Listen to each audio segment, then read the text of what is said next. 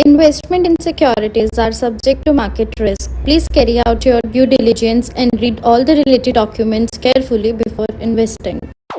Channel को subscribe करना ना भूलें और हमारे ताज़ा वीडियो सबसे पहले देखने के लिए बेल आइकन को दबाएं। तो आपको क्या लगता है कि कंपनी का जो मैनेजमेंट होता है वो कितना इंपॉर्टेंट होता है? भाई कंपनी तो यही चला रहा है, तो अगर कंपनी मैनेजमेंट स्ट्रांग है, ठीक है, तो वो शेयर हमेशा अच्छा परफॉर्म करेगा। अब सवाल ये, आपको कैसे पता चलेगा भाई कंपनी मैनेजमेंट इंपॉर्टेंट है? तो आप देखते हो कभी किसी कंपनी का एक सीईओ चेंज होता है, तो उस सीईओ के चेंज होने से कंपनी के शेयर बढ़ते हैं और गिरते हैं। यानी कमान सही हाथों में चली गई तो शेयर गया ऊपर। अब आपको कैसे पता चलेगा कि जिस कंपनी को कोई टॉप मैनेजमेंट ज्वाइन कर रहा है उसका इतिहास थोड़ा सा सर्च कर लो, नहीं तो टीवी चैनल देख लो, उस पर बता देते हैं कि भाई इन्होंने कंपनी को इतना बड़ा बना दिया था, इस कंपनी में आ गए हैं, इसको भी बड़ा बना देंगे। तो वो पॉजिटिव नेगेटिव इससे होता है। अब आप प्रमोटर समझते हो क्या होता है? बोलो कौन होता है? एक तरह से कंपनी का मालिक ही है। तो प्रमोटर ना अपने हिस्सेदारी के साथ ना तीन चीजें करता है। पहला, अपनी होल्डिंग को इंक्रीज कर लेगा, मार्केट से खरीद लेगा। तो अगर मार्केट से शेयर खरीद रहा है वो, तो इसका मतलब है अच्छी बात है, शेयर का प्राइस ऊपर जाना चाहिए। और अगर बेच रहा है तो ये नेगेटिव चीज है। और दूसरा, अगर पैसों की जरूरत के लिए वो प्लेज कर रहा है तो भी शेयर के प्राइस पर नेगेटिव इंपैक्ट आएगा। देखो, सेबी के अकॉर्डिंग 65% होल्डिंग होनी चाहिए किसी भी प्रमोटर की, उससे ज्यादा नहीं हो सकती है। पर अभी बहुत सारी कंपनियों की 75 है और वो धीरे धीरे रिड्यूस कर रहे हैं। कंपनी का मार्केट कैप जिसमें आप इन्वेस्ट करते हो ना, वो 3000 से 5000 करोड़ की कंपनी है तो सेफ मानी जाती हैं। इतनी कंपनियां 500-400 करोड़ की कंपनियों में अगर आप इन्वेस्ट करते हो तो थोड़ी रिस्की मानी जाती हैं। इसलिए मार्केट कैप आपको ये जानकारी देता है कि कंपनी सेफ है या रिस्की है। अब यहां पर किसी का कोई सवाल है इन सारी चीजों में जो मैंने अभी तक पढ़ाई है आपको, इस पे सवाल पूछिए।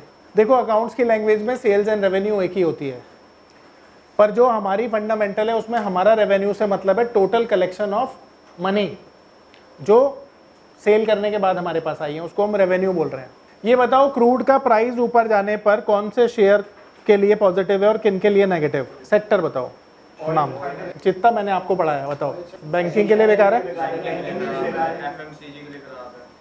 और एविएशन के लिए खराब है, और ठीक है, पर ये फंडामेंटल रीजन नहीं होगा, ये वैसा वाला रीजन होगा बेस्ड ऑन वॉल्यूम वगैरह, टेक्निकल रीजन है। पेंट सेक्टर नहीं, देख के बोलना होता तो हम ही बता देते। मैं देखना चाह रहा हूँ आप कितने सीरियसली पढ़ते हैं, मैं सिर्फ ये चेक कर रहा था। क्यों गिरेगा? केमिकल, ऑयल लगता है, ऑयल से बहुत सारे केमिकल जनरेट होते हैं फायदे वाले। देखिए, ऑयल अगर महंगा होगा तो सबसे पहले तो जो नमस्कार दोस्तों, क्या आप स्टॉक मार्केट में शुरुआत करने का सोच रहे हैं और क्या आपको यह समझ में नहीं आ रहा है कि आपकी शुरुआत कहां से होनी चाहिए?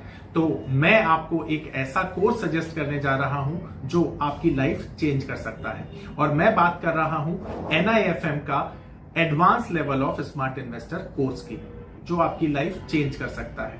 जी हां, आपने सही सुना, NIFM आपके लिए लेके आया है एक ऐसा शानदार कोर्स जो आपको बताएगा कि किस तरह से आप स्टॉक मार्केट में सक्सेसफुली पैसा कमा सकते हैं। और ये कोर्स है advance level of smart investor.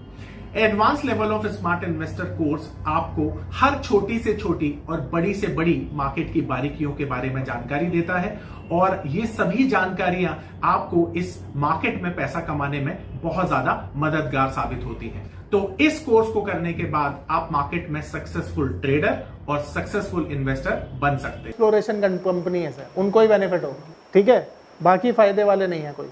Oil बढ़ने से सबको ही नुकसान होता है। अच्छा, कंपनी जब समझो लोन ले लेती है ना, तो उस लोन को रीपे ना कर पाए तो ये अच्छी बात है बुरी बात है? और अगर आपको पता चल जाए कि वो रीपे करेगी या नहीं करेगी तो आप कंपनी की बैंकरप्सी को एनालाइज कर सकते हैं। वो कैसे पता चलता है? वो पता चलता है इंटरेस्ट कवर रेशो से। अब ये इंटरेस्ट कवर रेशो क्या है? मान लो कंपनी इंटरेस्ट देती है 10 रुपए और कमाती है 100 रुपए, तो जितना इंटरेस्ट दे रही है उससे कितने गुना ज्यादा कमा रही है, उसे कहते हैं इंटरेस्ट कवर रेशो। तो कोई कंपनी 100 रुपए कमा के 10 रुपए इंटरेस्ट पे कर रही है तो बैंकरप्सी होगी उसकी? नहीं ना। पर अगर 100 रुपए कमा रही है, 100 रुपए इंटरेस्ट दे रही है तो बैंकरप्ट हो जाएगी, क्योंकि बाकी खर्चे भी तो हैं। तो जिन कंपनीज के इंटरेस्ट कवर रेशो हाई होते हैं, अब हाई को, अब सवाल ये कि आप किसको हाई मानते हैं, तो एटलीस्ट अबव 5x होना चाहिए। यानी अगर कमाई है 100 रुपए तो इंटरेस्ट 20 रुपए से ज्यादा नहीं होना चाहिए। तो इसका मतलब क्या हुआ, अबव 5x हो गया। पर जो कंपनियां अच्छी होती हैं उनका 500 टाइम्स भी होता है ये इंटरेस्ट कवर रेशो। और जो रेटिंग एजेंसी है ना, वो इसका यूज करती है रेट करने के लिए कि कंपनी कितनी सिक्योर है। बहुत सारे मारुति देख ले, बहुत सारे ऐसी कंपनियां जो डेट फ्री हैं, उनका तो हजार गुना भी होगा। ठीक है, इसके बाद मैं आपको एक ऐसा पैरामीटर बता रहा हूं जो आपको ये बताएगा कि ये कंपनी मल्टी बैगर है या नहीं। यानी मल्टी बैगर शेयर को कैसे फिगर आउट किया जाता है, मैं आप वो सिखा रहा हूं। ठीक है, तो जितने भी अकाउंट्स के स्टूडेंट हैं वो जानते हैं कि कैश फ्लो क्या होता है। देखिए, कंपनी में जो पैसा आया उसको कहा जाता है इनफ्लो ऑफ कैश, और जो कंपनी से पैसा गया उसको कहा जाता है आउटफ्लो ऑफ कैश।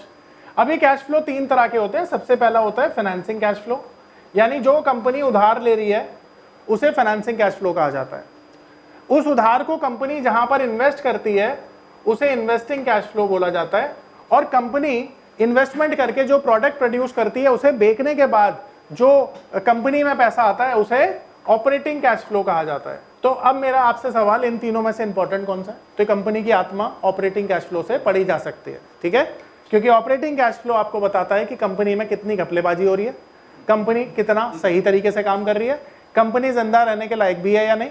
अब कई बार क्या होता है, आपको अकाउंट्स में सिखाया जाता है कि वर्किंग कैपिटल के लिए नेट कैश फ्लो देखो, वो गलत चीज है। अब अगर मान लेते हैं नेट कैश फ्लो 500 करोड़ का आ रहा है किसी कंपनी के लिए, तो इसका मतलब कंपनी के पास ये पैसा पड़ा है, आप इसे खर्च कर लो। पर मैं बोलूं कि आपका ऑपरेटिंग कैश फ्लो 0 है, तो ये 500 करोड़ जहां से आ रहा है, फर्क क्या पड़ता है? आप उधारी पे कंपनी नहीं चला सकते हो ना। आप कंपनी की बिल्डिंग बेचकर या खरीद कर काम नहीं कर सकते हो ना, आपको अपना प्रोडक्ट बेचकर काम करना है। तो यहां से होने वाली इनकम से ही मल्टी बैगर शेयर पकड़ा जा सकता है। ये पावर ऑफ नंबर थ्योरी इतनी बेहतरीन थ्योरी है कि इसे करने के बाद आप एक अलग अनुभव करेंगे और आपको लगेगा कि शायद इसी चीज की आपको तलाश थी। बहुत सालों की ट्रेडिंग के बाद, इन्वेस्टिंग के बाद आपको शायद ऐसे प्रोडक्ट की जरूरत थी जो मार्केट में आपको वो कॉन्फिडेंस दे पाए, जिस कॉन्फिडेंस के साथ आप रोज पैसा कमा पाए और जितना आप चाहें उतना पैसा कमा पाए। तो हमारी ये जो पावर ऑफ नंबर थ्योरी है, ये आपको आपकी सभी इच्छाओं को पूरा करने के लिए है। और आप देखेंगे कि इस थ्योरी को करने के बाद जो आपका कॉन्फिडेंस है, आपकी जो एक्यूरेसी है, आपकी जो क्षमताएं हैं मार्केट से पैसा कमाने की, वो बहुत ज्यादा बढ़ जाएंगी। और आप देखेंगे कि जो आपने आज से पहले अनुभव नहीं किया था अपनी ट्रेडिंग के दौरान या इन्वेस्टमेंट के दौरान, आप इतना बेहतर अनुभव करेंगे इस कोर्स को करने के बाद। यानी ऑपरेटिंग कैश फ्लो, अगर समझो यहां पर मल्टी बैगर स्टॉक कौन से होते हैं जिनके, अच्छा ये केवल एनुअली होता है, ध्यान रखिएगा, क्वार्टरली मेजर नहीं होता ये। जिन कंपनीज के operating cash flow 20% and above चले जाते हैं वो कंपनियां मल्टी बैगर बनती हैं, ध्यान रखिएगा। अब मैंने आपको सेक्टर का सिलेक्शन भी सिखा दिया, उस सेक्टर में जो सेक्टर चलने वाला है उनके कैश फ्लो चेक कर लो, हो गया काम। कितना आसान था।